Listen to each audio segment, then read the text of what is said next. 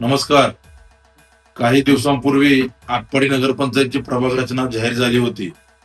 त्यामध्ये आम्हाला असे निदर्शनास आले की नागरी इमारत बिल्डिंग ते शुक्रवाडापर्यंतचा भाग प्रभाग क्रमांक 14 मध्ये घातलेला दिसला.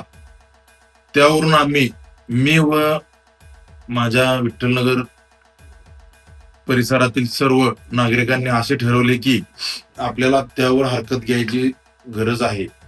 कारण की आजपर्यंत ग्रामपंचायत असो किंवा काहीही असो, आजपर्यंत विठ्ठलनगरचं मतदान एका ठिकाणी झालेलं आहे. विठ्ठलनगर एक परिवार म्हणून राहिलेला आहे. आता असं का? त्यावरून आम्ही सर्वांनी असे ठरवले की हरकत घ्यायची आहे आपल्याला.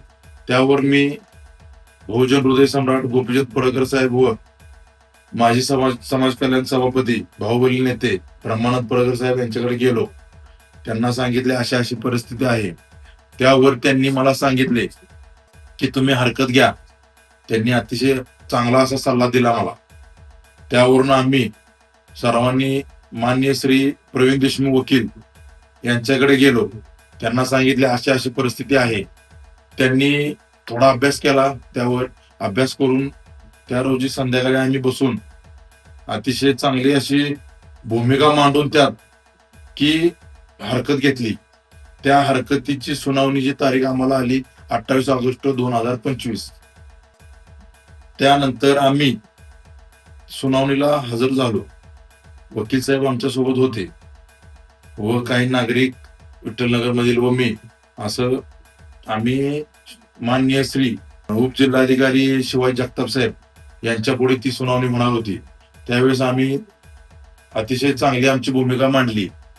काल 30 सप्टेंबर रोजी आटपाडी नगरपंचायतची सुनावणी जाहीर झाली. सुनावणी जाहीर झालेली प्रदर्शित केली त्यांनी. आम्ही बघितल्यानंतर आम्हाला असे दिसले की आमचा विठ्ठलनगर परिवार पुन्हा एक झाला व प्रभाग क्रमांक 13 मध्ये सामील केला. त्याबद्दल माननीय श्री शिवाजी जगताप साहेबांचे खूप खूप आभार मानतो व ज्यांनी यात आम्हाला सहकार्य केले त्यांचे सर्वांचे खूप खूप आभार. धन्यवाद.